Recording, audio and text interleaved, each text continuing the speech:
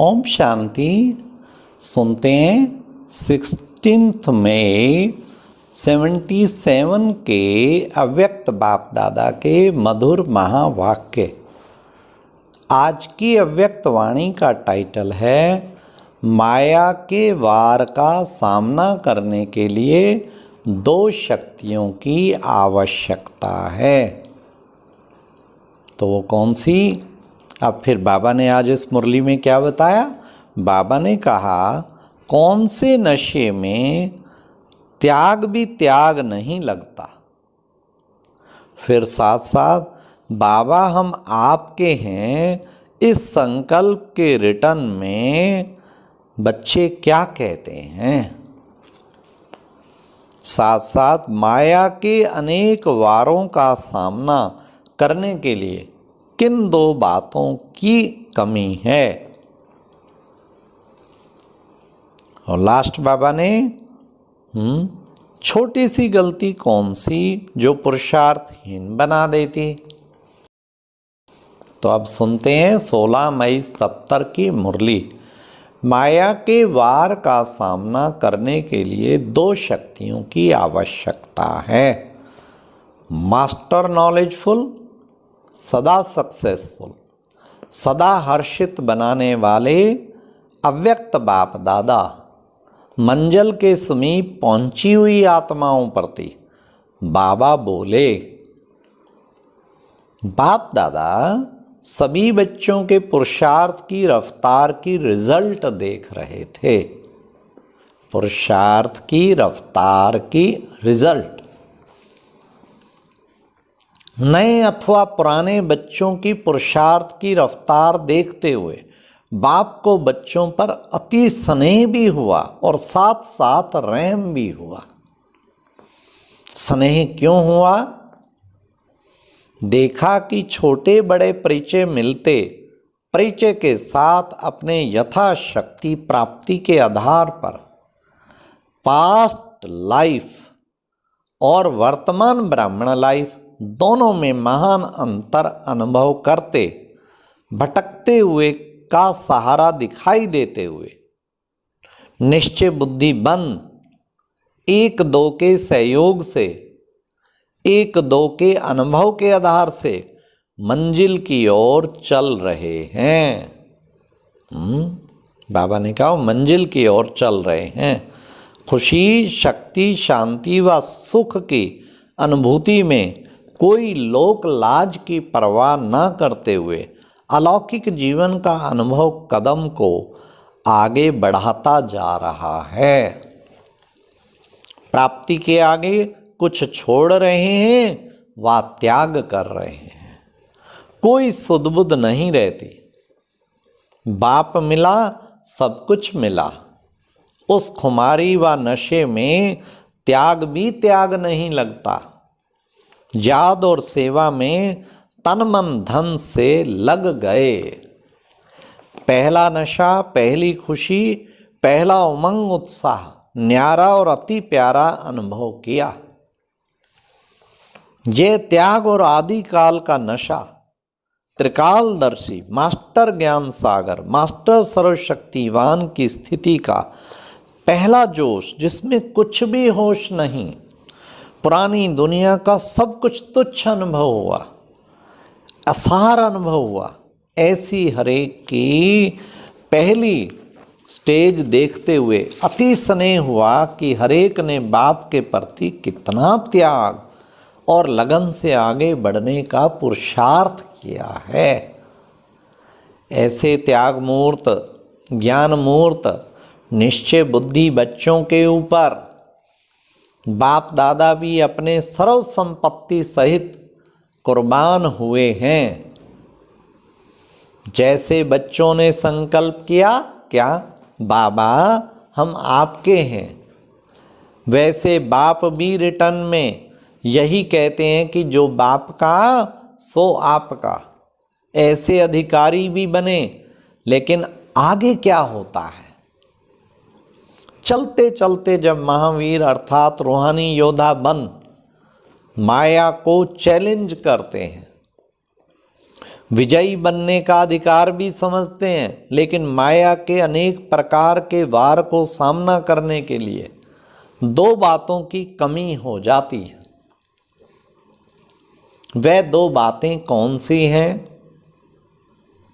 एक, सामना करने की शक्ति की कमी, और दूसरा, परखने और निर्णय करने की शक्ति की कमी।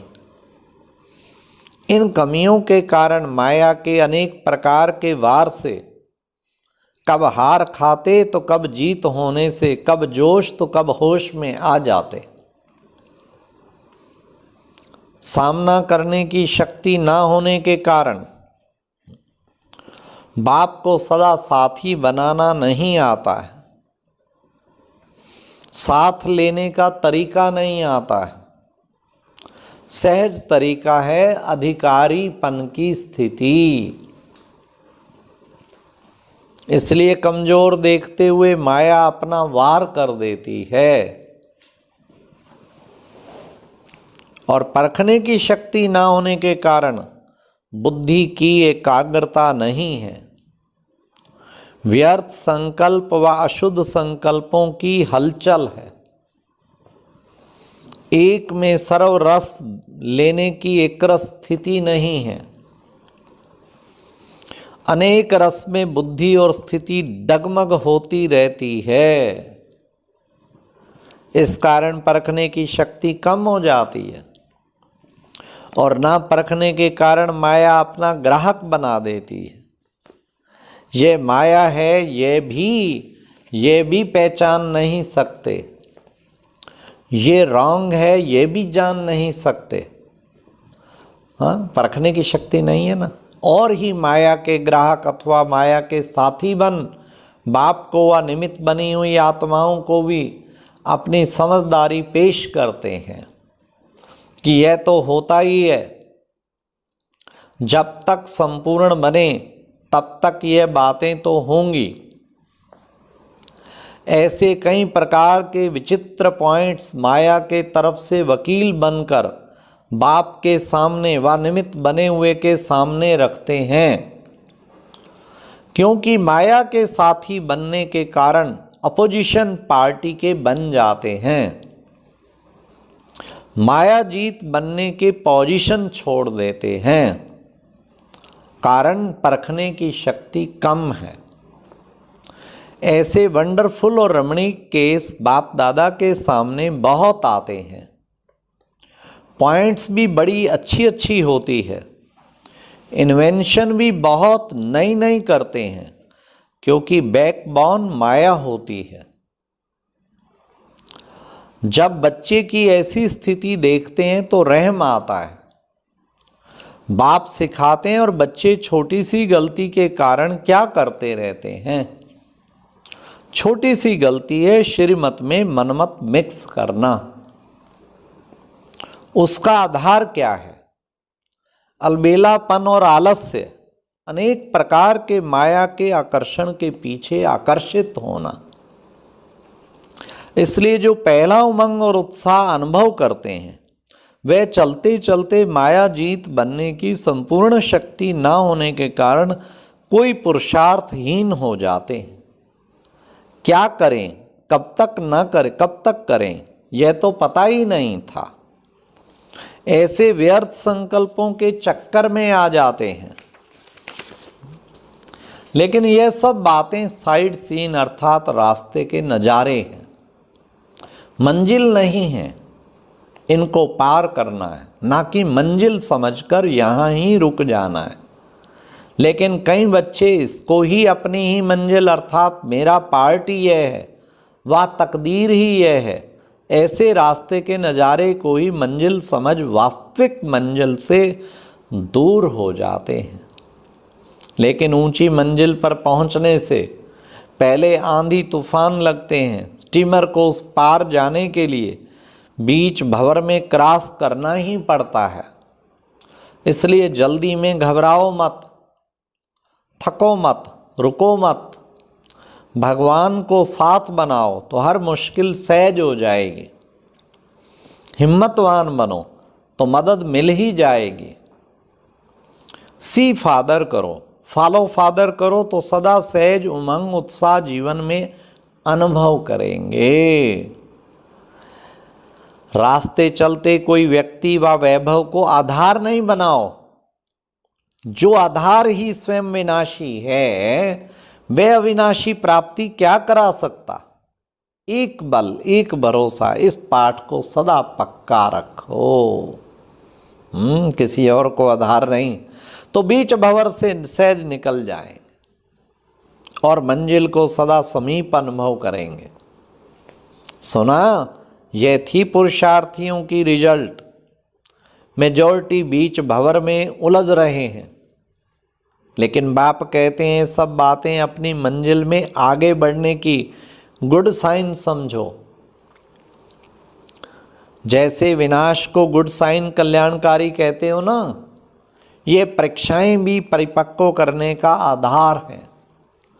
मार्ग क्रॉस पर आगे बढ़ रहे हैं, ये निशानियां हैं। इस सब बातों को देखते हुए घबराओ मत। सदा यही एक संकल्प रखो कि अब मंजिल पर पहुंचे कि पहुंचे। समझा? जैसे बिजली की हलचल पसंद नहीं आती है, एकरस स्थिति पसंद आती है, ऐसे बाप को भी बच्चों की एकरस स्थिति पसंद आती है। यह प्रकृति खेल करती है, लेकिन ऐसा खेल नहीं करना। सदा अचल अटल अडोल रहना है। ऐसे मास्टर नॉलेजफुल, सदा सक्सेसफुल, सदा हर्षित रहने वाले, माया के सर्व आकर्षण से परे रहने वाले, मंजिल के समीप पहुंची हुई आत्माओं को बाप दादा का याद प्यार और नमस्ते। अच्छा, ये थी आज की प्यारे बाबा की मुरली। कितने सुंदर प्यारे बाबा ने बातें बताई। पहला नशा, त्याग भी नहीं लगा, और बाबा के आगे सब कुछ भूल गए, सब छोड़ दिया। और बाबा ने कहा बस यही एक जो तुम बच्चों को कोशिश करनी है कि तुम्हें कभी भी माया की तरफ से वकील नहीं बनना है। हाँ, और फिर बाबा ने जो विशेष कहा कि बच्चों को पुरुषार्थ श्रेष्ठ करके कभी भी श्रीमत में मनमत मिक्स ना हो। यही जो गलती है ना, ये कभी नहीं करनी है, और बाबा को सदा साथी बनाना है। अच्छा, ओम शांति। और अब यह एक बहुत अच्छी वीडियो भी जरूर देखें।